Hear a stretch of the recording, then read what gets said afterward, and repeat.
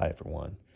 All right, today is September 9th, 2022. I'm just going through some crazy Tesla times right now.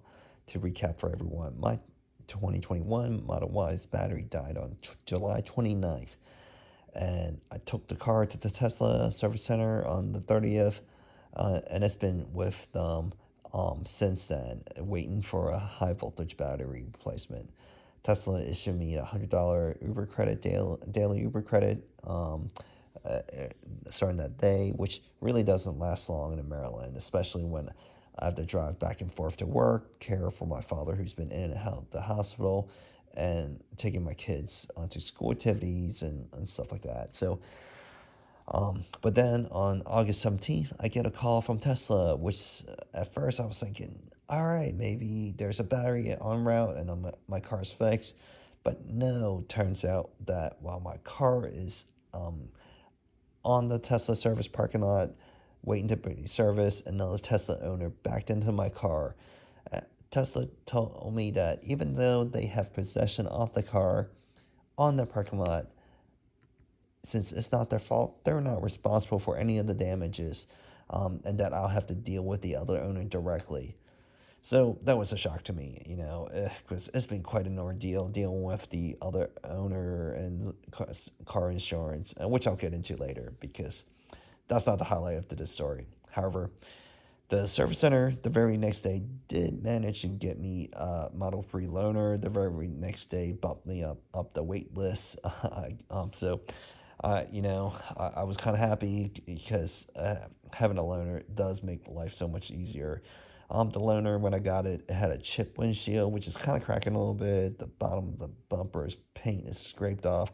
There's rim rash. The passenger rear tire was low in air.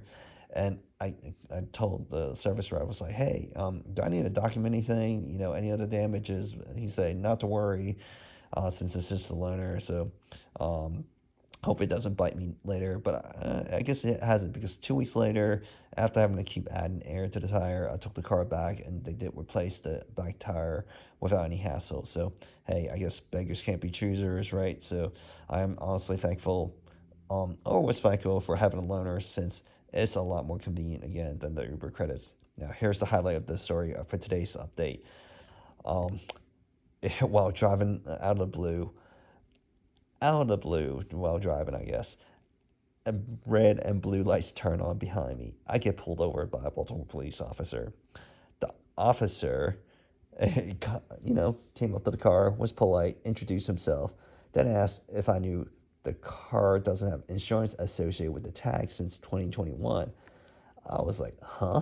I told him it's a loaner from Tesla because my battery for my car died, so maybe that's why there's no insurance associated with this loaner, since maybe it's supposed to go with my personal insurance. So I told the officer I have my own car insurance, and I think it should cover uh, the loaner just like a rental car.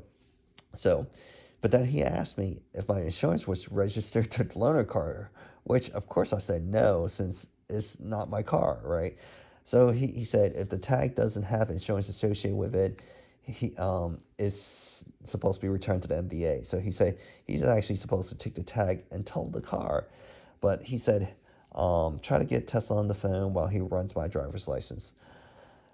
So I try calling the roadside service, and of course I'm just on hold forever, right?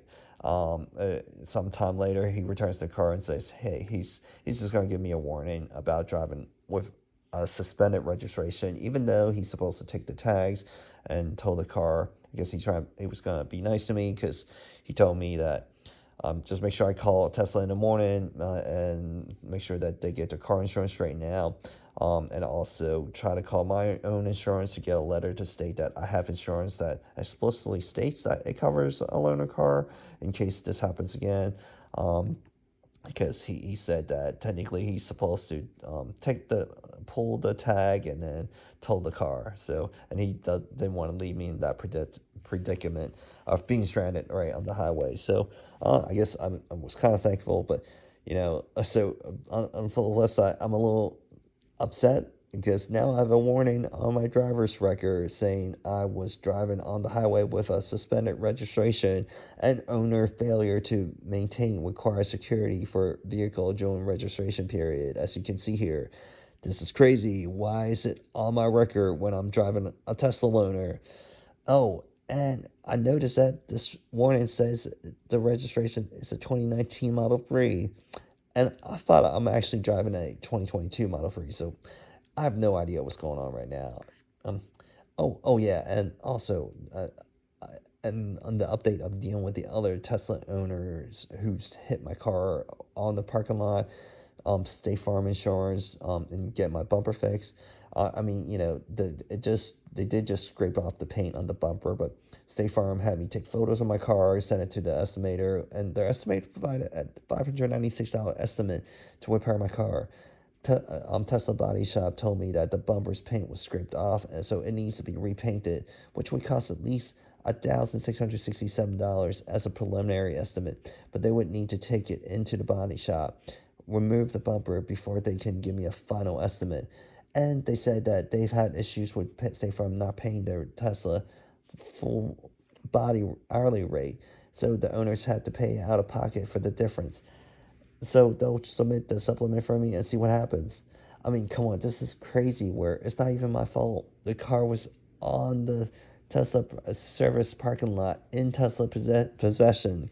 So I don't know. I always think that shouldn't State Farm pay for whatever it costs, or and at least Tesla should kind of work or negotiate that rate, right? So that I get my car back to its original state.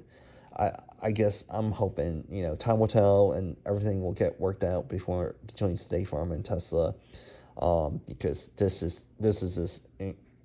uh, unbelievable chain of events as a result of the Tesla high voltage battery dying on me. So, uh, honestly, please feel free to comment if you have any recommendations on the whole loaner and tag situation, or dealing with the insurance and Tesla body shop. When it's someone else's fault, I'm hoping I don't have to worry about it. But man, ever since my Model Y's battery died, it's been going with these serious, crazy chain of events that um wasting a lot of my personal time to and stress level certainly going up. But yeah, I love to hear if anyone's had any type of similar situation, um, and how y'all dealt with it. So, all right, have a good night, y'all. I'll keep y'all updated. Take care.